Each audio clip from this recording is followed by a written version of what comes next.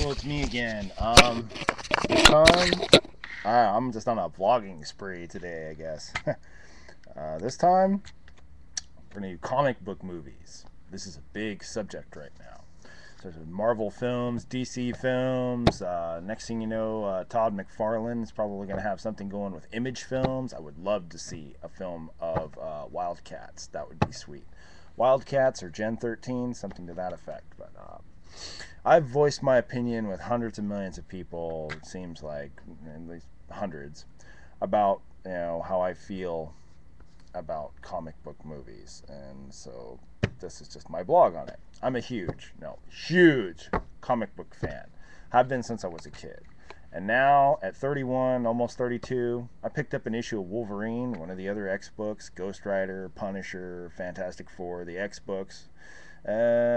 Spidey books, a few choice books from DC, mainly Batman, Tales of the Dark Knight. That's about it. And the off branch, Vertigo. I love Preacher. Preacher is such a great series. Neil Gaiman's the Endless Family, Sandman, such amazing work. And I think even Frank Miller's had some influence in there. In other words, I'm what they call a fanboy, and I'm damn proud of it.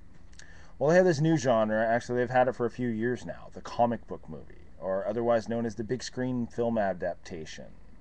Now they have actually been doing this for years. Richard Donner started it with Superman. The first two Superman, awesome movies, gold. They were so amazing. I don't know what the fuck happened after Superman 2. Superman 3, I mean, Richard Pryor is great, but, Superman 3 really sucked. And Superman 4, don't even get me started, should have never been made. The newest one that they did with Brandon Routh and Kevin Spacey, oh my god. I mean, some people may not like it. I thought he was like the rebirth of Christopher Reeves, and Kevin Spacey, next to Gene Hackman, could not have found a better actor to play Lex Luthor, hands down. After the Richard Donner films, obviously you had Tim Burton and his dark vision of The Dark Knight. First one still being the best, Batman. Michael Keaton, Jack Nicholson, just cinematic magic. The two of them working together, such similar personalities and yet such subtle differences that they mesh so well together. They're just so, still one of my favorite movies. I love it. Didn't much care for the other ones, but the first one definitely the best. Same thing with The Crow, James O'Barr. I've been a fan of his since he was Underground, was writing The Crow for Kitchen Sink Press. For those of you not familiar with the Underground comic book world, that's like The Crow, Bone, Dark Horse originally started out as Underground. It was like the misfit guys that left Marvel and wanted to do something more intense and deeply personal and just, no bounds. Kind of like what the guys later did with Marvel when they left McFarlane, Jim Lee.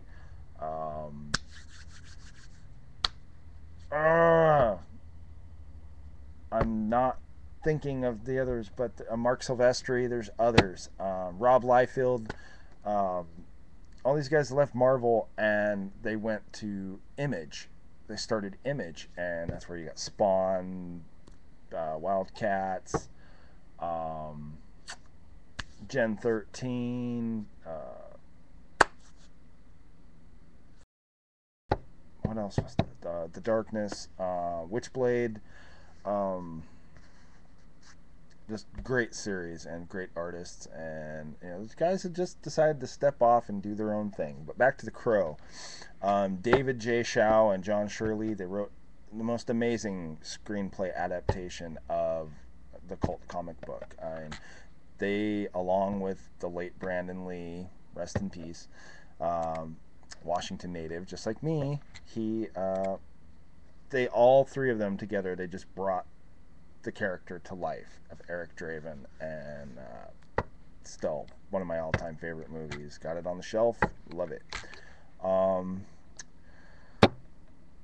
I said I was going to mention the bad ones. There's been a few bad ones. There was the 1990 something attempt at Captain America. Sorry, people. I've never been a Cap fan. He had the goofiest ass looking costume out of any other superhero I can think of. It was a failure. It was a flop, and I wasn't surprised. The original Punisher, Dolph Lundgren. Sorry, I grew up with Dolph Lundgren having blonde, if not bleached blonde hair, cut short and spiked at the top, and was famous for uttering the famous phrase "I must break you." That's Ivan Drago from Rocky IV. And then he played He-Man in Masters of the Universe, alongside opposite of Frank Langella as Skeletor. Frank Langella's Skeletor was just amazing. I don't know what happened with Dolph Lundgren. He didn't make me believe he was He-Man. So even though that's not a comic book per se, this was a short-lived comic book series with Masters of the Universe at one time. But that was another flop. Back to the Punisher thing. That first one was horrible. The remake that they just made a couple years ago with Thomas Jane, a little-known Australian actor, much like the ever-popular Hugh Jackman now, was cast to play Frank Castle. Amazing job. And gotta love John Travolta. He plays such a good villain. I just loved every minute of that. Spider-Man was the only series so far I have not been seriously disappointed with the exception of the last one, Spider-Man 3. The first Spider-Man was great, only it was missing Gwen Stacy. It was the only element, the only thing that was not there that didn't make any sense. But then, what did they do in Spider-Man 3? They brought in Gwen Stacy, who's supposed to have been dead for many years by this time.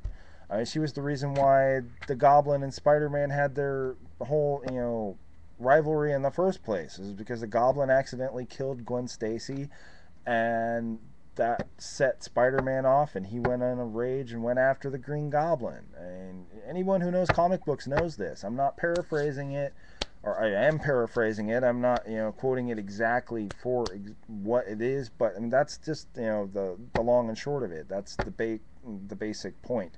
That's what started their whole rivalry, and she wasn't in the first one, but then they made her show up in the second or the third one, and that was just retarded. That was like bringing Ramirez back from the dead in Highlander 2, another movie that should have never been made. 2 thumbs down from Siskel and Ebert and myself.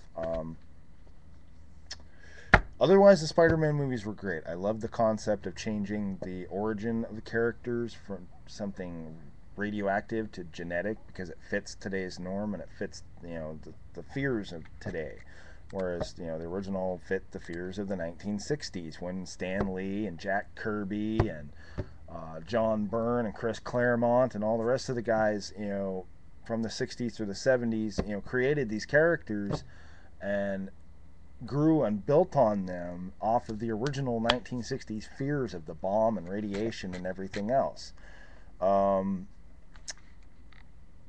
There's a whole slew of other comic book movies that are going to be coming out.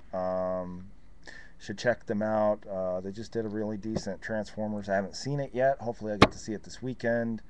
The Fantastic Four movies, the first one I had some minor little problems with, but otherwise they're great, and they did an amazing job with the Silver Surfer. Hellboy was fantastic. Based that storyline off of the Seeds of Destruction. Great graphic novel. I could just keep going on and on and on with this subject. I might actually continue it later, just in comic books in general, but don't be too down on the comic book industry for these movies, because in certain cases they don't have a whole lot of say, and in others, like with the Marvel films, I'm a little disappointed with the man, but overall Stan Lee's done an amazing job, as he has with Marvel for years, and let's see that he continues to do so. Yeah, later.